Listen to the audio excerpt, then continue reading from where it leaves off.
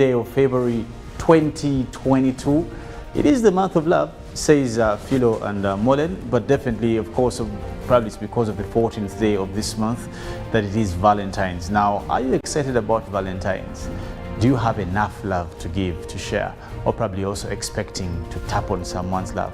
But anyway, much and much of more of that we'll be giving you in this particular production today. Now, of course, we do come again to do fulfill on our commitment that we will be bringing you everything around this country and of course globally.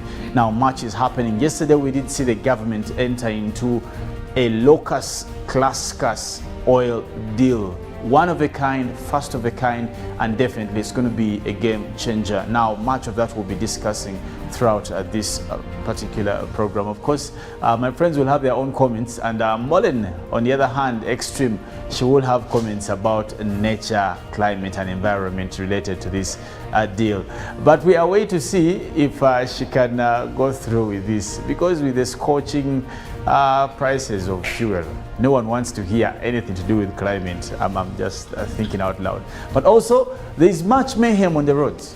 The night people clearly are also not as happy as they expected, and majorly for the people in economics, because we have seen that the KCCA has taken toll against these people who do vend at night. The chipsy, the chicken, the sumbusa, the kasori. There's a lot of tears in this country, I can tell you. Now, people are excited that nightlife has opened, and the actual nightlife, by the way, for us, the expectation was that those are the people who should be benefiting. But guess what? There's no happiness in all that. But all that is what we'll be discussing today in our production. And of course, with me is Mollen, Philomena, and Robert. But I'll start with Robert. Good morning, comrade. I'm just fine, and hoping everybody watching us, you're fine. And no matter what situations you're going through, we are here to spice up your morning and to give you that relevant information that you need, that will energize you, will empower you as you go throughout the day. Well, of course, Robert does talk about energizing, but I don't tire to remind you two major things today. And one thing we'll talk about with my colleagues just briefly. But one most interesting thing that I want to talk about is COVID-19. Now, it's clear that most of the population has reduced on its SOPs and abiding to the same. You realize that people do not put on masks anymore. They shake hands. People hug like nothing. You know, people are in crowds. When you look at functions that are happening lately, go on social media, burials, meetings and all these things. I think we are just taking things for granted. How about we be more careful and cautious? If you can't do many of these things, get vaccinated. Protect yourself, protect the people around you. But Robert, I just want to talk to you about something as before I bring in Mollen and Philo. There's something called bullying. Have you ever been bullied? I remember that was so common in schools nowadays. Have you ever been bullied? Yes, I've ever. What was the experience? When I went in this school, senior one, were the Bunsen burners. By then, I don't know if they're still called Bunsen burners. Very tiny, very short. So what happens, this young man comes up, he was a candidate, but then they used to call themselves cadets. He says, well, go get me food at the dining hall. And he knew very well that you had to consume your food in the dining hall. That was the standard of our school. So he told me, go and bring me food. Then the little man goes with a plate, makes the line, gets the food. Imagine you were very little. Very tiny, and as well, a bit short. Because you're still okay. A bit short. So, yes, the girls in senior 6 loved calling me baby, and I felt loved and cared for. But the opposite on the boys' end, I was very vulnerable for people to bully me here and there. So I get the food, bring to the young man, then he tells me, how dare you bring me only one plate? Remember, that is what they can give.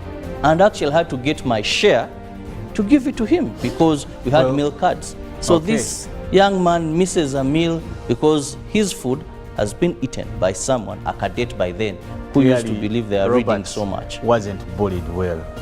Trust me, that wasn't bullying. Oh, then there is a night, to what Felix. No, but there is a night. But Robert, no. Wait, I'm still giving you a story. There is a night, just they woke me up to entertain them. So these guys go to read their books. They come back at night. They're like, I think they had no sleep. They come, they wake me up. They take me out to entertain them. And guess what I did? Why would you sleep in a cadet's dorm? No, they weren't sleeping in the same dormitory. They were just stubborn. They came in and they woke us up, 3 of us, and I told them the only songs I know are these songs that evoke the spirits. So if you're willing to go, we go. And they used to do that at the bathroom end. So Then I scared them. Now they are coming. And because someone has invited me that, well, they ever go that as Robert did call onto his spirits, I want to say good morning, Philo. How are you? I'm doing fine. I'm doing all right. Good morning, Felix. So I could not exactly say I've been bullied, but I was at the verge of being bullied, but also because I was a very big-headed child. There was no one who would actually I still am. I'm joking. That's a joke. Yes, but I don't think I've fallen a victim. Yes, but I've seen other children being bullied. And I'll tell you the funny thing, Felix, is that even bullying still happens to adults. You know, it's not exactly in primary school, workplaces, all these areas where you see adults. As well. I haven't been there, so I cannot speak from that point of view, but I know that even other places where adults converge, they're still being bullied. Well, clearly today in particular, we want to talk about bullying. That's something bad. Now, terrible stories are coming in from schools and schools have reopened. Mollen, good morning. Good morning to you, You look Felix. to be the bully. No. I'm actually, I think, the humble one who is easy to pick up on, but I haven't had an experience with bullying throughout my school life. Okay. But that is something I still see even at workplaces, in different arenas. You go there and you feel like this person is bullying you. The difference is that now when you're grown, you're able to deal with the bullies. You find your way around them versus when you're a child and there's nothing much you can do. So right now, I can take a bully. I think I can handle them. Yes. I love that. You come for me. You give them. Exactly. So, something that I think it's important for us to look out in schools, majorly the teachers. I have seen people die because of bullying. There's a story from Kenya, if you read it, that young man who died, and I think that's just a week ago. And some of us have gone through gross bullying. That's why when I listen to Kirabo's story, I was like, that's okay. Like, you go to bed and guys are pouring porridge in your bed, like people pee on you. You know, it gets to the worst. Some people even beat. Violent. It becomes very, very violent. I remember they used to roll some guys in a bed sheets and they beat. And then when you get up, no one is there. Everyone presents it. It's very painful. I've seen kids hate school. I've seen kids commit suicide in this country because of bullying. So whoever is in charge of schools, parents, talk to your children. You know, there are those children, I don't know how to say, a child like someone and they break like someone. Have you seen those cases? A child breaks a colleague's hand. Absolutely. And but they're in P1. You're like, where did you raise this child and from? They're not really apologetic about it. And when the parent comes, says, let's go into our local stories with Robert, who will just give you a very, very sneak peek into the stories, small highlights. But then when we come, also give you a bit of international stories.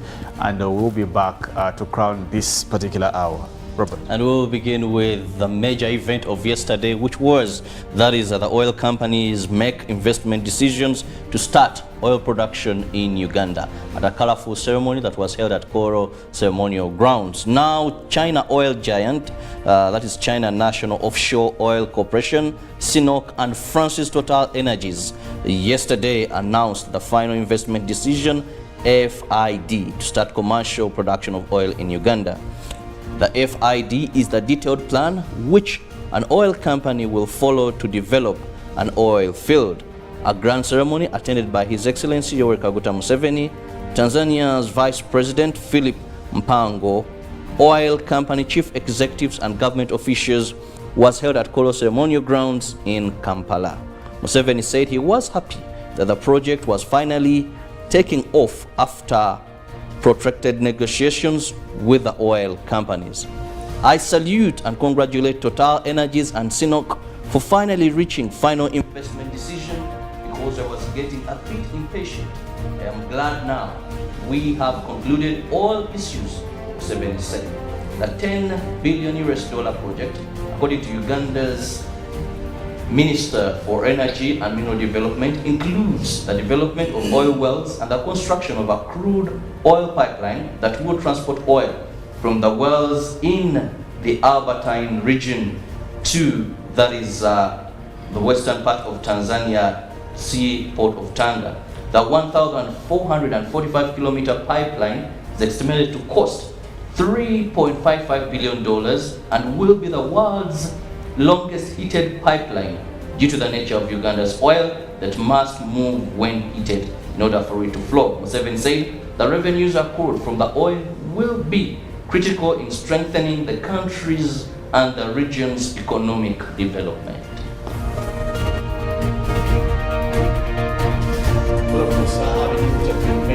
For yesterday, we'll now cross into our international stories, and we'll be looking at the most same story which is causing international tension, that is the Ukraine tension, while we see US trying to draw Russia into war, says Putin. Now, Russia's President Vladimir Putin has accused the US of trying to draw his country into war in Ukraine. Now, in his first significant comment on this crisis in several weeks, he said America's goal was to use a confrontation as a pretext to impose more sanctions on Russia. Now, he also said US was ignoring Russia's concerns about NATO alliance forces in Europe. Now, the tension is high over Russian troops built up close to Ukraine borders, and Russia has in recent weeks moved about 100,000 troops and equipped with everything from the tanks, artillery, ammunition and air power to Ukraine's border. Now, but Russia denies Western accusation that it is planning on invasion nearly 8 years after it annexed Ukraine's southern Crimea, that is a peninsula, and backed a bloody rebellion in the eastern Donbas region. Now, still about the same, Israel imposing apartheid on Palestinians. Amnesty report says now Israel is carrying out the crime of apartheid against the Palestinians and must be held accountable for threatening them as inferior racial groups, Amnesty International says in a new report joining the assessment of other rights groups. Now, Guinea-Bissau, many dead after coup attempt, president says. A reported coup in the West African state of Guinea-Bissau has left many members of the security forces dead, its president says. Now, Omara, that is a Sissoko Embolo, also said the situation was under control, calling it a failed attack against democracy. Gunfire erupted near a government building on Tuesday in the capital Bissau, where the president was reportedly attending a cabinet meeting. At UNDP's Climate Smart Agriculture project. Now, humanity is waging war on nature, but nature is already striking back, and it is already doing so with growing force and anger. Now, this is evident in the glaring effects of climate change, including rising temperatures, prolonged droughts, floods, which affect crop production and lead to crop failure, low yields, loss of income to farmers, food insecurity, hunger and starvation. Now, these occurrences affect the achievement of the Sustainable Development Goals and particularly efforts to end poverty and hunger. Now, it is against this background that the United Nations Development Programme, UNDP, the Ministry of Agriculture, Animal Industry and Fisheries, supported by the Common Market for East Africa, started enhancing resilience of agriculture landscapes and value chains in eastern Uganda project to promote climate smart agriculture. Now, implemented in the districts of Kamuli, Kariro, Buyende, Bujiri, Busia, Budaka and Namutumba between January and December 2021, the project sought to increase land productivity through promoting conservation of soil and water resources, building capacities of farmers, and also at local government levels, strengthening resilience to climate change and increasing the number of farmers using the CSA practices. Well, that's basically what is happening internationally. Quite tension in West Africa. There we have seen at least more than 3 countries that have gone through coups, but also look at the tension there between Russia and the US, and also Israel and Palestine. But on top of all those things, we bring you back here to Uganda and also to look at Hallelujah. Now, Hallelujah ginger tea and Hallelujah tamarind is what Robert needs to tell you about this morning. Well, you've woken up and you need to brighten up and spice up your morning. And how do you do that? By ensuring on the health part of your body, there's something that you've given your body. And what more can you give than hallelujah ginger tea and hallelujah tamarind drink? These will boost your immune system, they'll energize you, and in case somehow you could have taken a bit of that opaque bottle, hallelujah tamarind is what I recommend for you, because this will greatly deal with issues regarding hangover. And not forgetting that these drinks you to drink because they have the Q mark. They have been certified by the Uganda National Bureau of Standards. You can trust Robert when he tells you the remedy for the opaque bottle. Please trust him. He has been there, seen it, and done it all.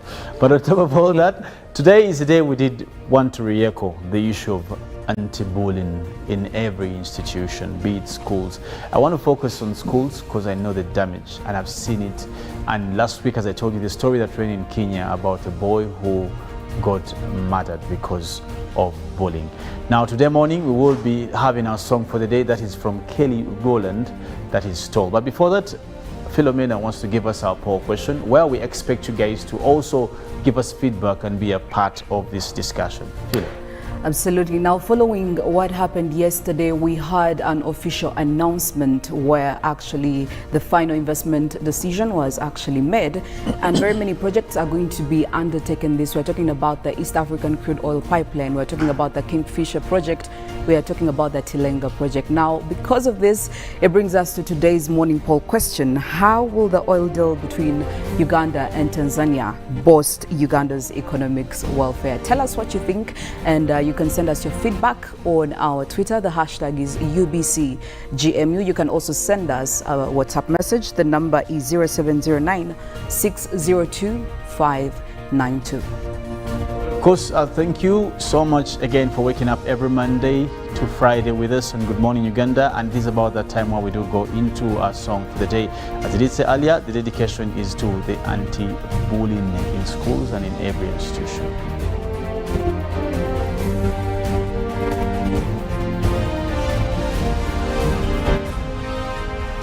Live from UBC Studios in Kampala. This is Good Morning Uganda.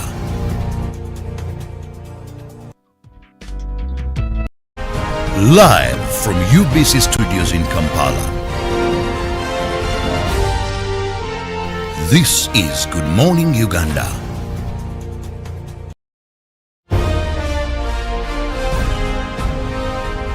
Live from UBC Studios in Kampala. This is Good Morning Uganda.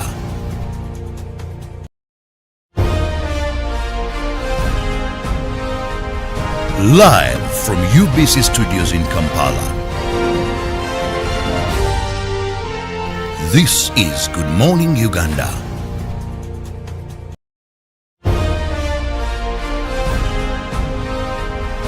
Live from UBC Studios in Kampala. This is Good Morning Uganda.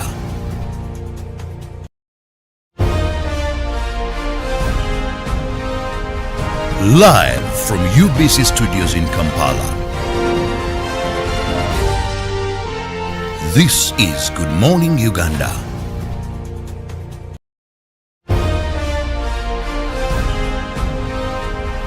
Live from UBC Studios in Kampala. This is Good Morning Uganda.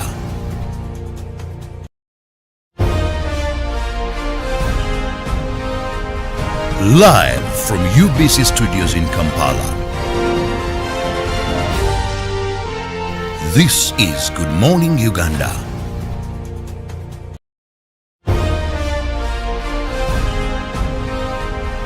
Live from UBC Studios in Kampala.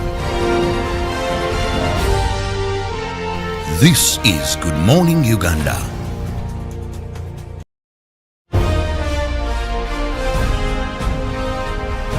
Live from UBC Studios in Kampala. This is Good Morning Uganda.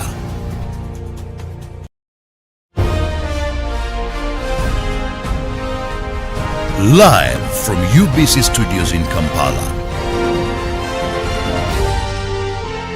This is Good Morning Uganda.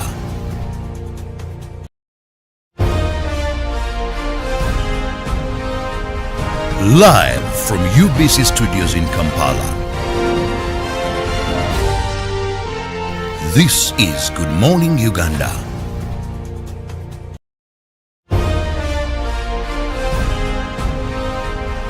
Live from UBC Studios in Kampala. This is Good Morning Uganda.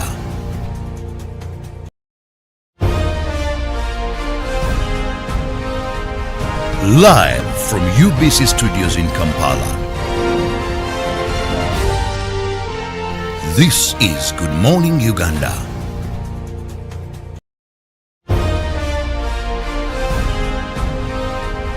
Live from UBC Studios in Kampala. This is Good Morning Uganda.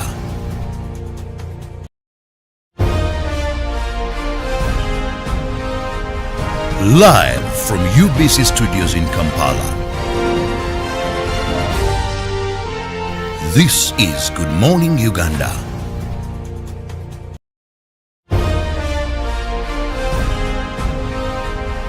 Live from UBC Studios in Kampala. This is Good Morning Uganda.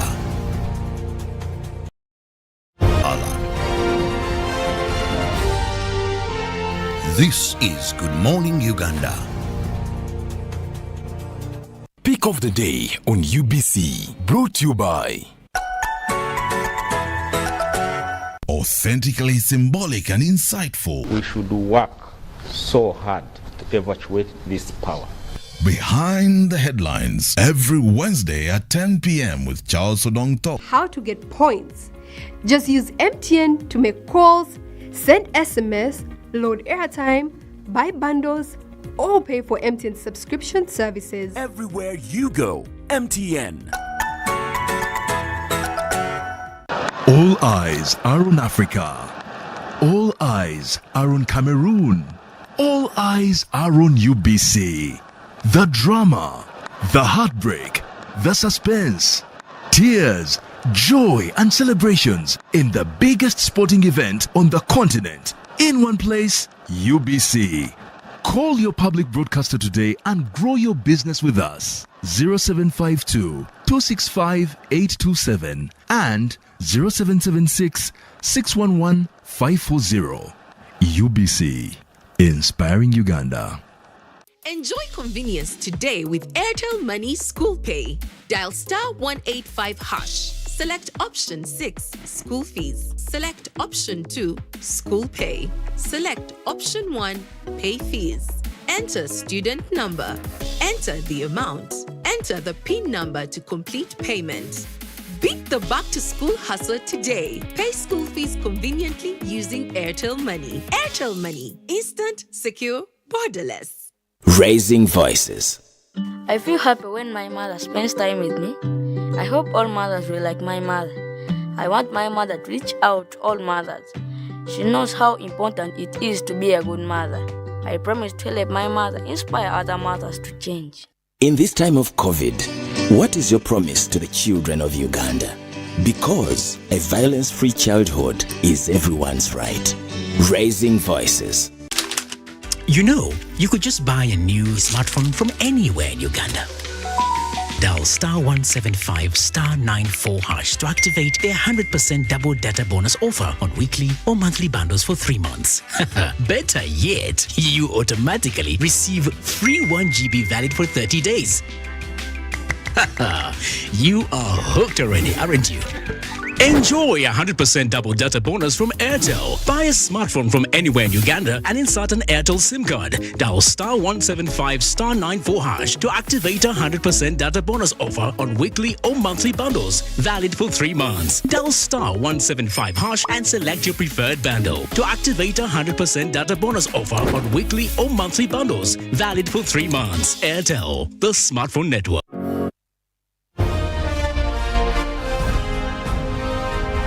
Live from UBC Studios in Kampala. This is Good Morning Uganda.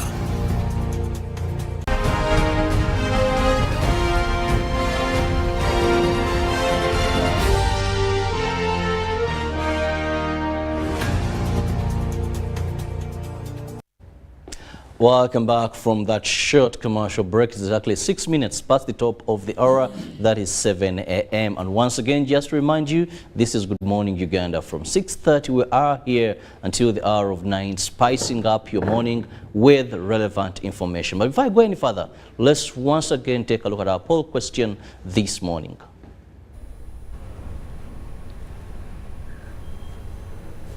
The question is, how will the oil deal between Uganda and Tanzania boost Uganda's economic welfare? How will the oil deal between Uganda and Tanzania boost Uganda's economic welfare? Be able to hit our social medias, that is on Twitter, #UBCGMU, and for those using WhatsApp, 0709 60 25 92. And of course, you could leave a message on SMS on the same line, but also Facebook, you could leave us a message in response to our poll question. And in the same spirit, we discussed that very issue where yesterday we saw that is the signing of the final investment decision.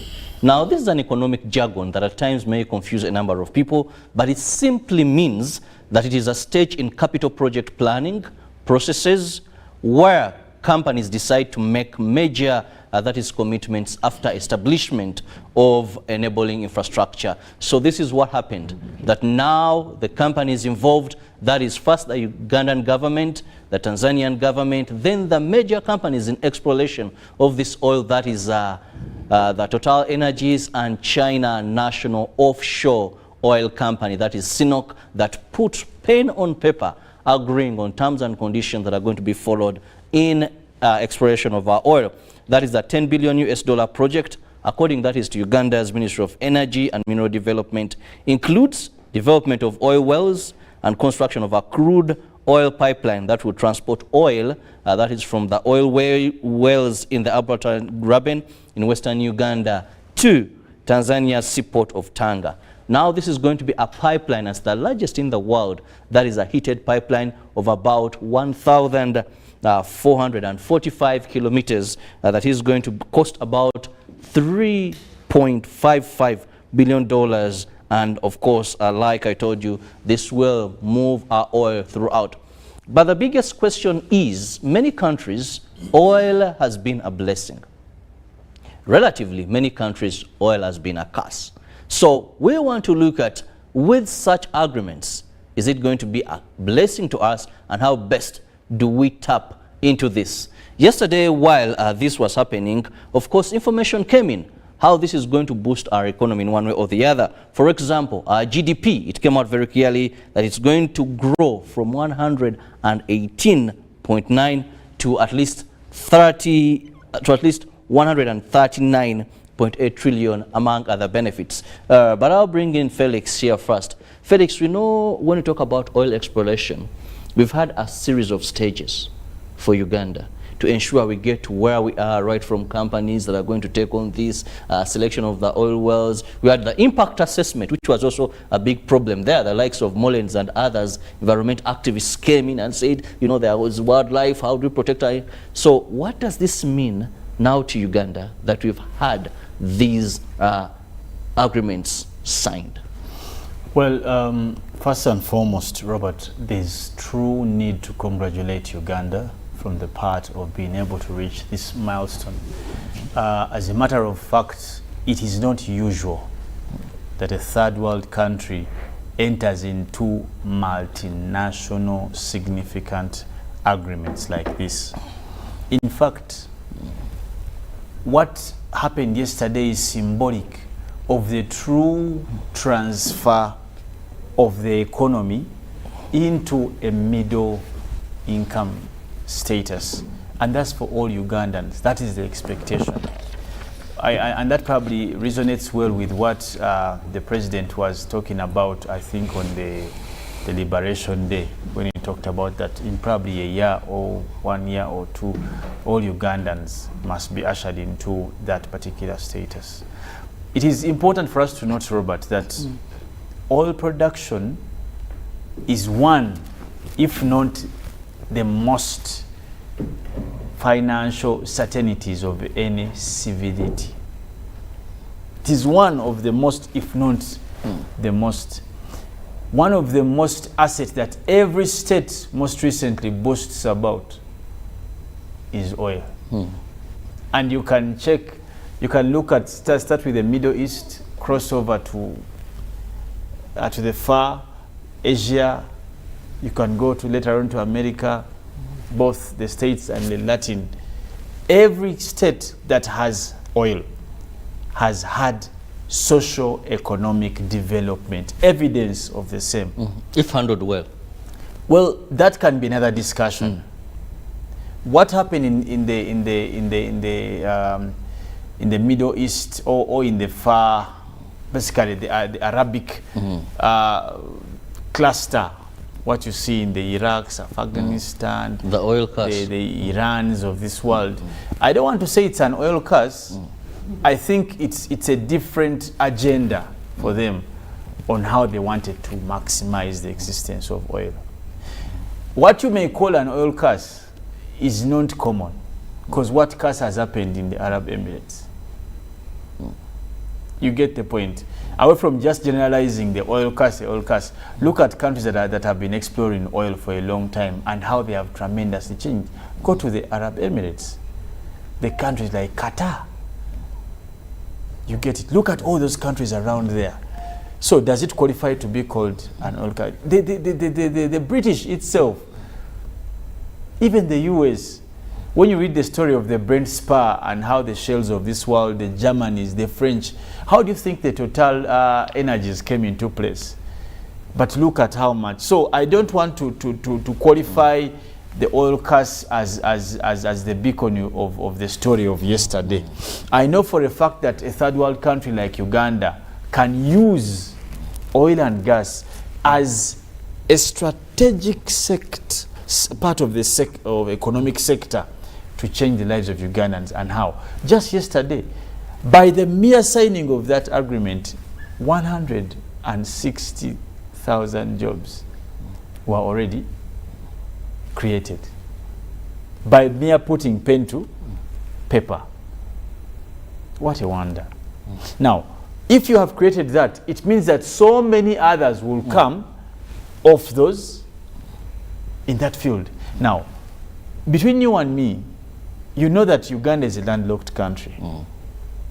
That no wonder there was a discussion about the pipeline that is almost one of the longest. If you have to look at the heated ones, those that have to move oil that has been heated, oil. I think it's the largest, it's going to be the longest in the world. Now, that is also fundamental. It means there are a lot of things that are going to be learnt from Uganda. Internationally, by the way, you're not talking about now regional or no. This is international transactions. Secondly, there are issues of security. What does this signing say about the East African community? Interstate relations. Because remember that now we have what we call must performance in these agreements. So for me yesterday, I looked at this as quite an open opportunity exposure for Uganda. Away from the nitty-gritties of what was in the contract, we wouldn't want to discuss the body of the contract because that's quite sophisticated for a layman to understand. There were clauses of the production agreements, pipe construction agreements, interstate locations agreements, the decommissioning processes, the amalgamated processes. All those ones are quite technical. But looking at the shell of it, Robert, if in the last decade there's one thing to celebrate, and probably it comes timely, and I know His Excellency may choose to build on this, that as we celebrate 60 years this year, Uganda has moved a milestone of signing a mega, that's a mega, 10 billion. But remember also, the expectation of that is that Uganda is expected to produce over at least 1 billion barrels. in a span of probably a year or even less? Every day, the output of this is 230,000 barrels per day. So, in a year is how much? That's over 1 billion barrels in a year. Now, how many countries, even those masters in production of oil, produce those barrels? Actually, if I had to look at a year, that could be around maybe 1.8 billion barrels. But I want to bring in Mollen to break it down to the layman, some of the benefits of this, because we know, yes, like Felix talked about the level of agreement. This is basically for the companies, for the government, who takes what, who does what, when finally the oil is out, which percentages. But to the layman, I'm looking at a person in Kirabo yesterday. That's why I had to break down and simplify. That is a final investment as an economic jargon, what it means. I tried to ask a few. There's a function happening in Kororo. You know, we are signing the final deal. So let's break this down to an ordinary person to understand how they stand to benefit. Well, first of all, I also want to add that this is something really commendable that Uganda is taking on. And when we're talking about, you know, oil and gas production in this country, I think so far it is one of the, if not top, on the major boosters that we've had in growing our economy. And that's for sure. For the longest time, I think our biggest export has been coffee, and that has helped us grow. But looking at what we could do with oil and gas, that is something that really the country should be looking forward and everyone should be happy about. But I know there are a lot of statistics that people do not understand. But for example, you have to keep in mind that Uganda is still a vulnerable economy.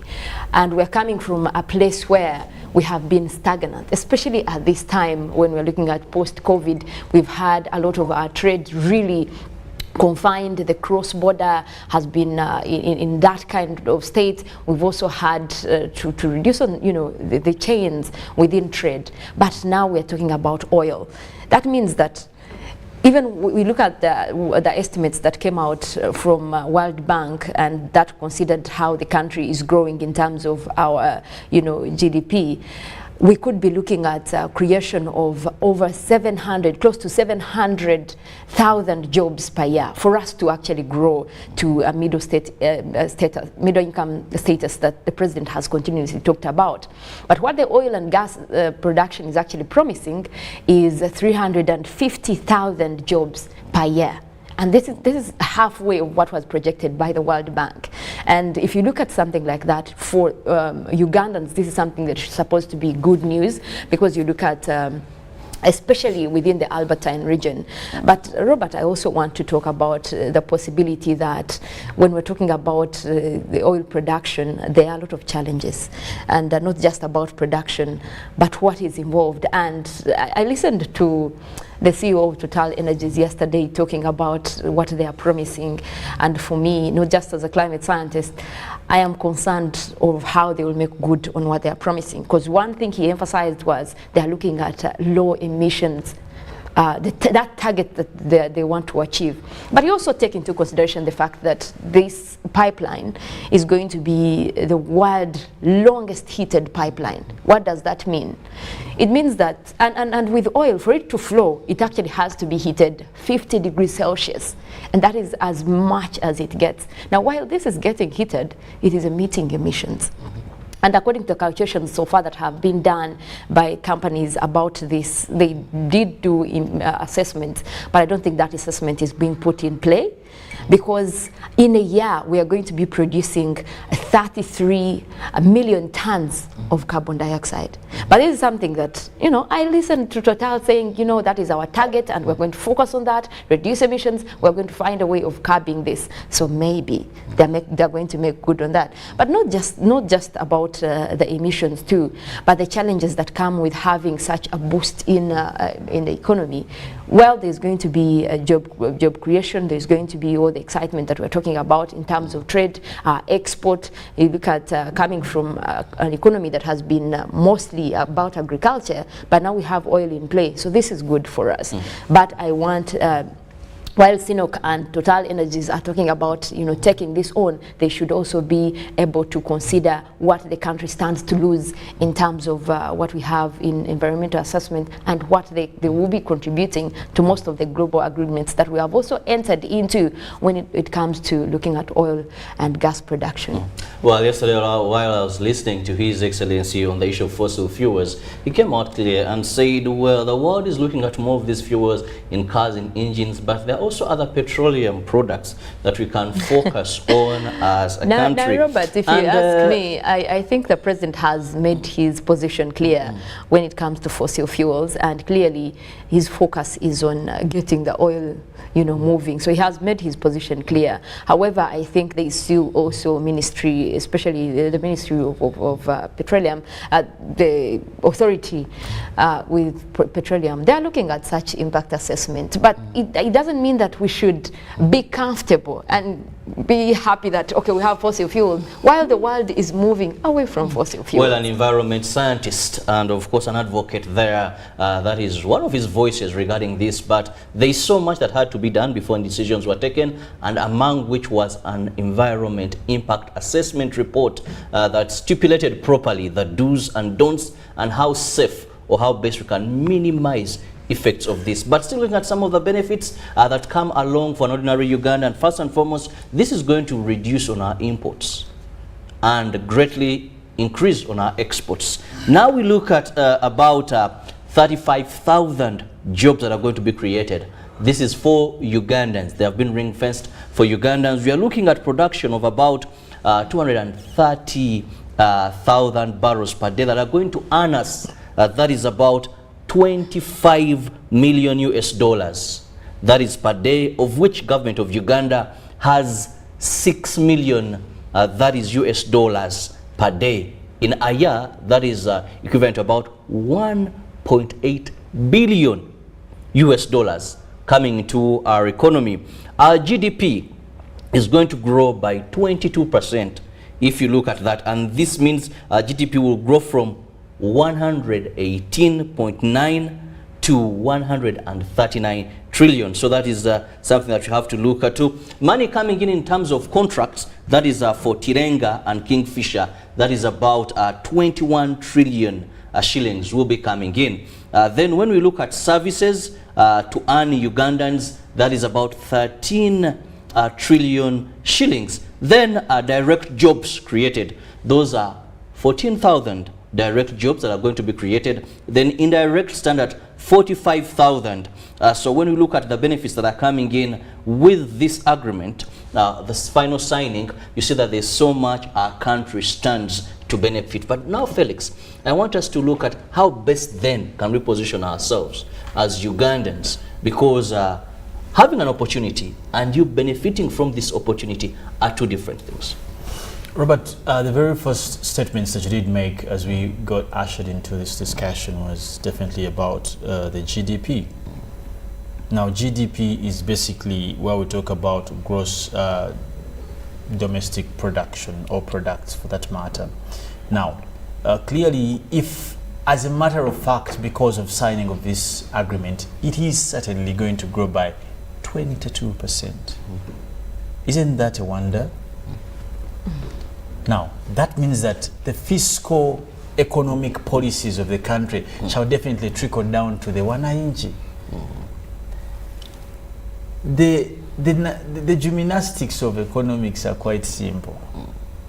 If there is more money in every economy, you clearly know that many people will be able to have that. Now, also, if people are able to earn, whether indirectly, as you gave out the jobs, indirectly or directly, the measure to the same is that there will be change of livelihoodness. Now, if government is earning, it means service or welfare of the citizen will improve. It means government is able to reduce on how much it's borrowing, first and foremost. Secondly, it is able to do the things it has not been able to do because now it has the money. It means the construction of roads will be much easier, not borrowed money. These things, that's why you won't have issues of toll what, get toll who, on which roads. You won't have these issues of absence of roads in particular areas, hospitals, education, just to mention but a few. It is that plain. As long as the GDP of a country increases, it speaks directly into the changing of lives of people. Now, it also means that we are going to create more major cities out of this congestion of Kampala. For example, the areas where these productions are going to be, or where the pipelines will have centers, people are going to move out. They like the places like the Mobendes of this world, the areas of Lake Albert. All these are no longer going to be villages. Actually, already, even when you move out to other areas of Tidenga, Kingfisher, and guess around what? there, the compensation where people have built houses, because of some this are given money, deal, there's an airport roads that is being constructed. I hope you people are aware. Yes. There's an airport. The oil roads are very fantastic. So, what I'm saying is that there are direct and indirect benefits, but at the end of the day, all matter. As I've told you, and I want to use the word again, it is one of a kind. It is a locus classicus. And I can tell you, many people are not happy. Some of us may be jubilating and using Philo's word, ululating. But many people are not happy. That Uganda has reached this stage. I can tell you, Uganda doesn't have the best oil in Africa, or the most oil wells in Africa, does it? Have you been to Congo? Do you know what's in Congo? But how many of the countries in Africa have such an oil deal? That's why I told you, on top of all these things, it also causes us to arouse ourselves more in terms of security. No wonder it explains the need for government even to go past borders to secure the region entirely. Imagine if anything happened to this oil pipeline. Imagine with the kind of investment. So, as all these things are being done, we don't forget to conclusively analyze the effect of this. But by Mollen talks about the issue of environment, it passes. It is true. But you know, what are we trading for it?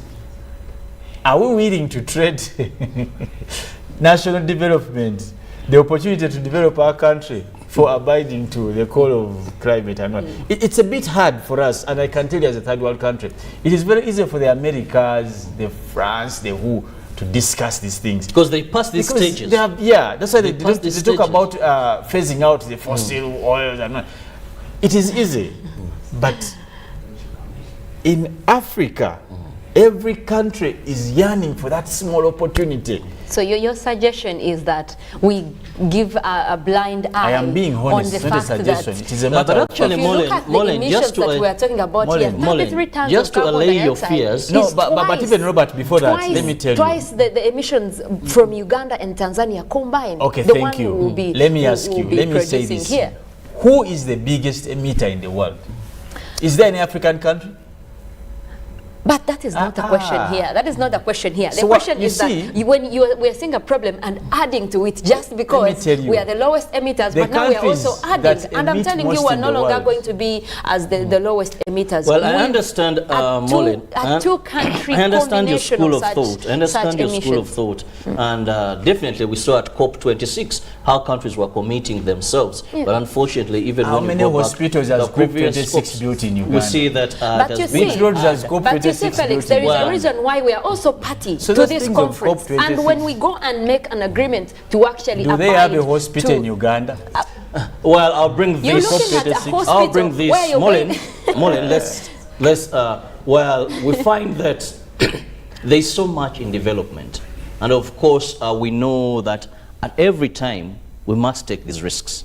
The biggest question is, have we done what it takes to minimize such effects? And that is why when such projects are set up, there is what we call environment impact assessment, that they come and assess the dangers and how best they can mitigate, because everything in the world has risks. Even the medicine you take when you're sick has risks. At a certain point, they will tell you that, yes, this medicine has a problem to your liver, but drink a lot so that you don't get this effect. So this is what we know we've factored in very well as a country.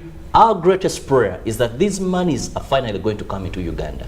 But let's make best use of the monies that we are getting. Well, when we return, we'll be still looking at more of what is trending in our print media later on, but of course also Philo will be ready to take us through traffic. And this morning I'm having a special guest. And that is Her Excellency, that is the British Ambassador to Uganda. And I'll also be having, that is the Minister for that is Environment with me, Honorable Beatrice Anywa, as we'll be discussing, that is the Grow Green Conference that is going to be held virtually between the 10th and of course the 11th in this country.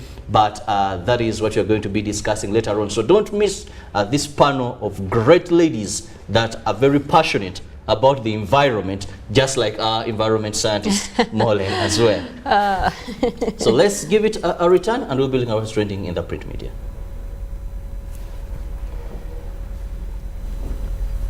Now, how will the oil deal between Uganda and Tanzania boost Uganda's economic welfare? Be able to share with us on this particular topic as we do engage you to tell us how will this change or boost Uganda's economic welfare. Hashtag UBCGMU, that's on Twitter.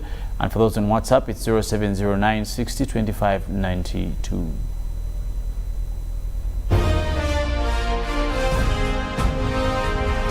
Live from UBC Studios in Kampala. This is Good Morning Uganda. Start the year off with my Airtel 4G smartphone. You get to enjoy free 1 GB data valid for a month and 100% bonus data every month for 3 months at only 250,000 Uganda shillings. This includes free data spread over 3 months worth 86,500 Uganda shillings, making the effective price of the 4G phone 163,500 Uganda shillings only. Visit the nearest Airtel shop and get one today. Airtel, the smartphone network. When you talk about our motherland Uganda, the pearl of Africa, you cannot fail to smile because of the smile that fills the faces of the citizens. Our nice good weather and nature that sustains us all, that enables us all to continue each in their own way because we are all different even according to each individual's work. But what joins us to become one person is the sweetness from the flavored drink Alleluia Jingati drink and Alleluia Tamarind drink. The flavor that quenches your thirst while at the same time treating and healing your body because it is 100% natural. Enjoy the drink that has got the tamarind juice in it. Made by Alleluia Reflexology, Healthy Solutions and Nutritional Research Center Limited. Get yourself a bottle of Alleluia from all shops around. Raising voices. I feel happy when my mother spends time with me. I hope all mothers will like my mother. I want my mother to reach out to all mothers. She knows how important it is to be a good mother. I promise to help my mother inspire other mothers to change. In this time of COVID, what is your promise to the children of Uganda? Because a violence-free childhood is everyone's right. Raising voices.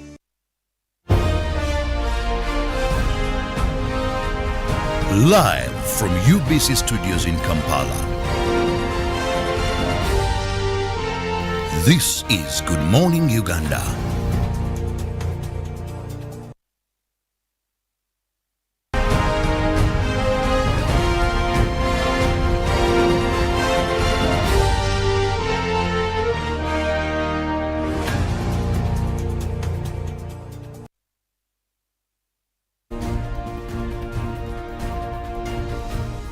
Well, good morning once again, and thank you so much for keeping it here on UBC Now. In particular, Good Morning Uganda. Now, it is about that time where we do look at the papers. Now, in the New Vision this morning, government targets 40% oil deals for Ugandans. Now, shillings, at least a 34 trillion oil pipeline project was launched yesterday at the signing, but of course also still in the same papers. Now, 11 trucks cleared business pickups there on Katuna border, but also in the same papers, Yowasi Makurusi Kando bans out, but also strange disease hits prisons. In the same papers, sky is the limit for young skaters there, but also crossing into Kenya, there where we see the Daily Nation. We want to just give you a sneak peek of what's happening there now. KQ and IEBC win big in shillings. That is 130 billion budget there. Now Kenya did come out also to give you a look into how they did spread out their finances for the year 2022-2023. Naruto goes for NASA's 2017 strategy to beat Azimio. Much of that is what is basically in the papers now. Again, in Uganda tabloids, very much is marred by what did happen yesterday. But don't forget, today we come back onto your screens with a big bang in AFCON. Now we again have come to fulfill on our promise. We have never disappointed in terms of soccer and in terms of sports. Now the big team at UBC is going to be live today. It's going to be on your screens again today to give you those fine analyses, those fine sports insights. But also don't forget to win big. Remember, you can predict and win in AFCON on UBC. Now be able to catch the games on our TV stations, that is on UBC, and of course Star TV, U24, that is Magic 1, but also on our 11 radio stations, that is UBC Red, Butebo, Magic 100 of course, and many others, Mega, of course, definitely in all languages. Now for some of you in the West, you have UBC, you have Radio West, many. So be able to glue yourself on your screens and on your radios. But importantly, do not forget to send a message and predict. Now Ruben will come here to tell us how that will happen. But today we bring into you AFCON semi-finals. We can't wait. It's going to be massive, and as we await for the commentary from the likes of Peter Otai, the man himself in the commentary box there, the likes of Kasera, Mpima Chibidango, Fifi Queen there, Fifi Pinky. I don't know, you probably should tell us what that, the inspiration for that. That is John Ban Sentamo, Michael Wandaga, and many people. Now for some of you who want to comment on Twitter or ask a question about AFCON, you can use our hashtag on Twitter. It is hashtag UBC AFCON 2021. This morning also, Philo is out there on the streets. And just a quick one. Philo, you say you don't like football. Did you say that? I'm not exactly the biggest fanatic of football. Do you know anything about football? Anything, don't worry. Well, at least I know that Uganda is not part of the AFCON 2022, which is really a disappointment. You have the wrong information about football, clearly, but I know she has a lot of information about traffic and where you want to be this morning. Philo, probably also maybe before that you want to tell us what are people saying about this whole oil deal thing? Very many people are expected, and the thing is that we are majorly focusing on specific things and we are forgetting that there are other things that could actually come out of this. But also looking at the fuel prices that have been happening, the very many anticipations coming in from quite a number of people think that, well, with all this that has been happening, we've been having all these fluctuations in oil prices, you know, year in, year out. So maybe when we start producing this oil, somehow we are going to be big beneficiaries. Probably we are going to have stable prices and very low prices, for fuel. So that is the talk on almost every Ugandan lip. They are keeping a very big disappointment for themselves because there is totally no connection between. Exactly. I've also felt but it's good to have hopes. It's good to have hopes. That's the judge you get when you use borders in this town. Clearly now I know we are more. We really don't want to shatter their hopes and dreams. But anyway, I'll let Philo take it on, and of course she'll give us your feedback and later on of course take us through the traffic. Good morning. Before we get into the situation on Ugandan roads, I would still want to remind you that the morning poll question is still running, and that is how will the oil deal between Uganda and Tanzania and other oil companies boost Uganda's economic welfare? The hashtag is UBCGMU, and also we do have a WhatsApp number where you can also send an SMS text, which is 0709 602 592. We'll be getting into your feedback, into your thoughts, and feel free to give us your 2 cents on this, and we'll be reading it out loud much later on. But for now, let's go and take a look at what is happening on the roads on this Wednesday morning. And today I will be drawing the focus on Nakawa division. Of course, that is Chireka, that is Nakawa, and all the other routes that get into the main road. Well, that road is really well known for being very busy, also because it is the Jinja Highway. So there are very many residents, there are very many motorists who try to access the city center from all these areas.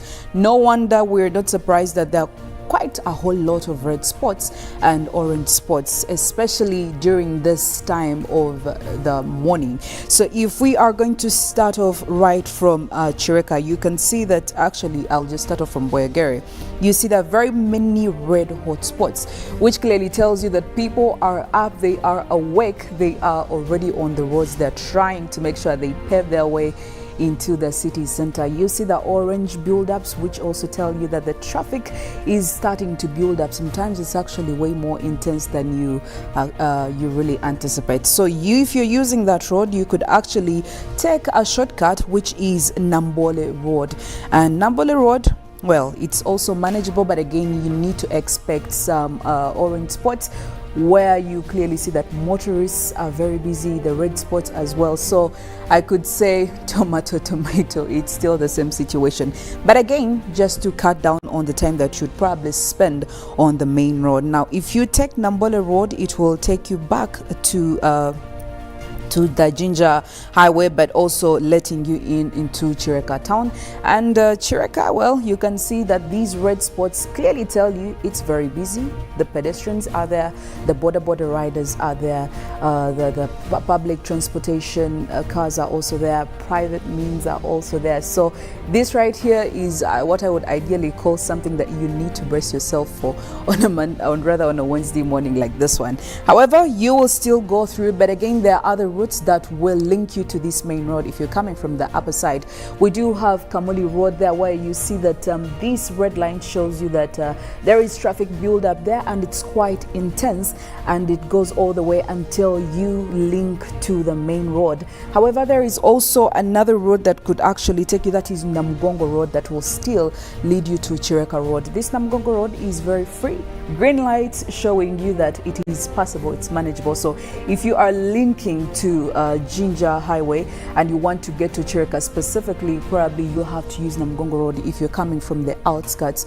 around that area. It is manageable whether you are leaving, whether you are getting into the main road of Chireka Ginger Highway. Still, it is a very good option for you. Now, you could continue all the way using that route way to Nakawa. As you can see, the green is there, the orange is there, so do expect a few hiccups here and there. The traffic build-ups, they are there, you cannot run away from them. And of course, you could decide to use that entire road, and you find yourself around Banda. Now, when you get to Banda, yes, the red spots are clearly marked, the orange spots are clearly marked, so there is a whole intense traffic build up there, because I think because there is a connection, there are very many other cars that are trying to access this road, and they use Banda Close. Now, very many motorists, very many road users there, so you need to also be expecting that.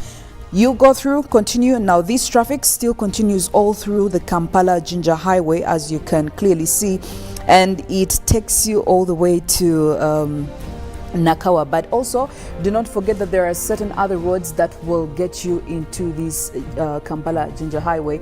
We have Chambogo Road here. As you can see, there is some bit of traffic build-up, and when you go ahead still until Ntinda Road, the traffic is quite crazy there, because there are very many cars that are trying to join the main road from these other city outskirts. So yes, it is there, you cannot run away from it, you need to be ready for it. But again, you could actually use some shortcuts to make sure you avoid that. As you can see, this entire area has very many red spots, and this happens almost Monday to Friday.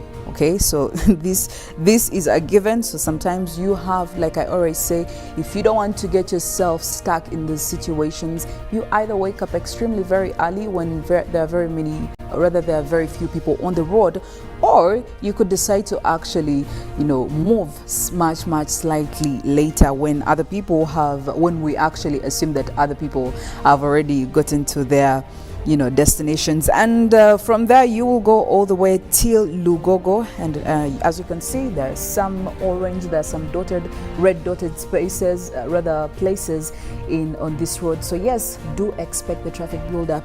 Usually when we are leaving very early in the morning, the traffic starts building from the city, from the outskirts, and much later on in the morning, the later hours of the morning, you find the traffic building up in the city center. So that tells you how these cars transition evacuation. Everybody's rushing to leave their home, and somehow it is assumed that they get to the city center approximately the same time. Well, that is it from the traffic updates. Today I decided to actually measure on Nakawa division like I told you earlier on. So if you're in that area, I hope you could put this information to use. Now I will hand you over to Mollen, Kenyena, who's not exactly really happy. No, I'm not. No, I'm not. She's not really happy about the deal. Much as we are all excited and we're having very many expectations, we are seeing a whole lot of economic empowerment. She's seeing it from a totally different angle. Well, Mollen? Well, I'll tell you the truth, and clear for me, however much people don't want to listen to this, but the excitement should also be worrying, because seriously, we are looking at a huge environmental impact here, and like I was mentioning earlier, 33 million tons of carbon dioxide. That is emissions that are, you're looking at the total of Uganda and Tanzania combined, but Uganda will be producing that annually, and this is something that is concerning, so I am not happy about it. But well, it's it looks like that's the direction obvious. we are heading for. So, well, that's it from the traffic updates. I will now leave you to Mollen to give you more on this climate information. She will also be giving you the weather forecast for the country, what to expect during the course of the day. I am Philomena Masco. Have a very wonderful and productive morning. well, thank you, Philo. But I also want to mention that it's not like I'm not entirely happy about oil and gas here in Uganda, because I know we're looking into a huge investment and something good for the country. But my concern is, how are we handling the effects and the risks involved? Well, we do have, Total coming out to say that their target is to reduce on the emissions. But if you're looking at the longest pipeline ever in the world, and with being heated at that level, you're going to have obviously a lot of emissions coming up into the atmosphere. And we're talking about a climate crisis. So far, not just here in Uganda, for us having Total Energies invest. I'm telling you, just a few days ago, Greenpeace did come out with much of the analysis on the ads that are going around. The biggest oil company that is actually making ads, and also the biggest in emissions, is on top of that list. And this is information that is coming in from Greenpeace, showing the activists that actually come up to make some of these calculations when we're talking about a fossil fuel revolution. And I can tell you, the company, when you look at the companies that have been listed, Total is top on that list. And this is the company that is also investing in our oil, actually bringing in the big monies. But at what expense? If worldwide they have been listed number one when it comes to, emissions and making sure that their targets on reducing emissions is not something that has been visible yet. And this is coming in from Greenpeace. Of course, you have companies like Prim that are mostly, in Europe, and Shell is also in that list of companies that have actually done a lot with polluting our environment and are still going on and being given airtime to actually, get on ads and promoting this as if it's really something good. But again, what do I know? But at least I know one thing, that we are not ready for this climate crisis, and we cannot keep fueling to it. So while last year in November we did have the Glasgow Pact, and one of the things that were agreed upon in that conference were for countries that are party to this conference, which is the UNFCCC, should actually be working right now to reduce on the use of fossil fuels, and especially abolishing of coal production. Now, when you look at new companies coming up, and all this oil and gas production being top on every vulnerable country and taking on the opportunity, you also need to consider the fact that this could be fueling our situation when it comes to climate change. Now, we have had our share of what climate change can do here in Uganda. We've had more flooding than ever. In the last 10 years, we've had more of those extreme weather events, not to mention the recent rise in the waters on Lake Victoria. Now, as much as we want to say that was, because we encroached on the lake, but it has a lot to do with climate changing, and it's not just there. We've also had a report just a few days ago coming out to show how Kenya has also been also dealing with the rising waters. And what we have actually is coming in from the El Moro region of Kenya. And that is looking at a region that has been now turned into an island because of the rising waters coming from Lake Turkana. So we are still having more of these extremes coming out and being related to climate change. Now, this is one of the villages along El Moro region where we saw at least most of these areas turned into islands, being cut off from the waters of Lake Turkana.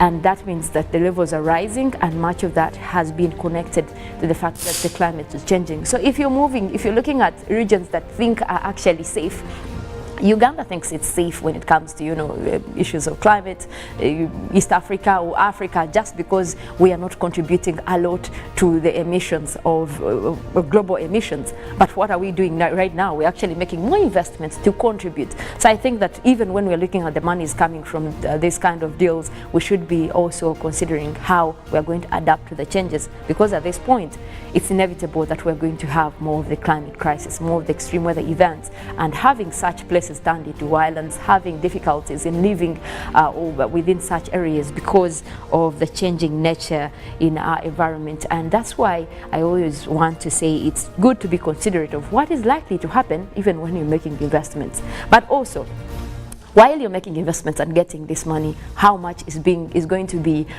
channeled into making sure that the effects that have been created are now going to be dealt with. And that is where we talk about adaptation for the country. Well, you have NGOs coming in, you have different companies, like we did have that story in the morning about UNDP making its agricultural contribution in Uganda for the areas that have been doing climate smart agriculture, but that is not enough. That means we also as a country need to gear up and support most of these organizations that are coming up to make sure that at least we have ways that people are going to be dealing with changes that are inevitable and are going to come, especially to the agriculture sector, and of course now the living situation if we are starting to look at water levels rising. But well, we stand to wait, see what they are going to do and how this is going to come into play. So myself, I'm just going to be waiting to see how Total will make good on its promise to actually make sure that we're reducing emissions while we talk about oil and gas. But away from that, let's get back to the weather that we're having right now across the country, and we'll be tapping into satellites that are overlooking Uganda right this moment. Now, this is real-time data showing us what is happening across the country, and much of that is indicating mostly cloudy conditions across the country. We did start off with quite some cloudy conditions along Lake Victoria, and that was playing in especially to the areas around the central part of Lake Victoria. Now it's still cloudy, and we've had especially cloudy conditions for the last couple of days for the Lake Victoria basin, and also that has contributed much more into the cold mornings that we have been seeing across most areas within the country. But the truth is, most of this is actually going to be looking into what is likely to happen. But we'll go ahead and also look into the forecast that we are expecting for this morning across different areas within the country. Now, you also look at the fact that we could be looking into rainy conditions starting very soon, as the rainy season is so far almost hitting us. That is the March to May major rainy season across the country. And most of these rains actually will start off with especially the western part of the country, Lake Victoria Basin. That is where we have much more of the focuses. But let's look into our forecast for this morning. We start off with the central part of Lake Victoria. That is where we have Mukono, Kampala, Entebbe and Wakiso. We are forecasting light showers. Those will be at least over a few areas close to Lake Victoria. That will be starting off at 25 degrees centigrade. The central part of northern Uganda, that is where we have Gulu, Kitgum, Padel and Jumani. We're forecasting sunny intervals. We'll be starting off at a warm 30 degrees centigrade, and we could be looking at similar conditions in the afternoon. Temperatures will only be getting higher. Now we do have the eastern part of central, where we have Luwero, Wobblen, Feburaury, Nakaseke. We are forecasting a mix of clouds and sunshine, starting off with a warm 27 as well. Now that's quite a bright morning, but I can tell you temperatures will be getting to the 30s as we head into the afternoon. Well, Mount Elgon Highlands, we have Bududa, Boko, Sironko and Bale. We are forecasting a mix of clouds and sunshine as well. We will be looking at a warm 28 degrees centigrade as we start with, and we're likely to maintain those similar conditions in the afternoon. So still we're going to be dealing with much more of that sun across that area. Now we look at the eastern part of the country, Soroti, Katakwi, Muria and Kumi. We're forecasting also a mix of clouds and sunshine, starting off with a 28. Now that area could be looking into more sunshine for the day. Much of the afternoon might be accompanied by sunny conditions, with temperatures only getting higher over that area. Now you look into the eastern parts of Lake Victoria, Tororo, Busia, Iganga and Jinja. We already have those clouds developing in. We'll be looking at also those isolated rains across the area, starting off at 27, but that system is likely to clear as we head into the afternoon. So we'll have mostly sunny intervals later on by evening. Now also for southwestern Uganda, Mbara, Ibanda, Bushenyi, Rubirizi, we are forecasting also isolated showers. Now those will be starting off at a cool 25 degrees centigrade, but also they will be short-lived, so we might be looking at a clearing trend later in the afternoon that is clearing into sunny intervals for southwestern Uganda. We already have those clouds that are starting to develop across southwestern Uganda, and that is already what is bringing us those rains that we have seen in the forecast, and also not to mention the cold weather attributed to the cloudy conditions that are so far starting to form across that area. But you also look at areas of western part of Uganda coming into Kabale Highlands as well, where we see those blue colors. That is where we do expect to have much more of the cold weather, with the clouds developing in and might be bringing us rains over there. But take a look into the northeastern part of the country, where we have Karamoja there. Also this morning, at least being blessed with those cloudy conditions, where you see those deep blue colors there. That is a sign of some rainy cloud developing, and that might be bringing us mostly just a few rains, but at least enough clouds to keep the temperatures down for that area. Now that is good news. That area has been quite hot for the last couple of days. We still have those cloudy conditions along Lake Victoria that we're dealing with this morning, also bringing in the cold weather, but also we need to also consider that recently we've been having a lot of windy conditions, and the winds also do help with keeping the temperatures a little bit down. But northern Uganda still continues to be dry, and northwestern part of the country along with the Lake Chilga region. Now that area can expect to have mostly dry weather throughout the course of today, and we could be looking at more of rising temperatures for that area. But well, I want to leave you at that in terms of weather.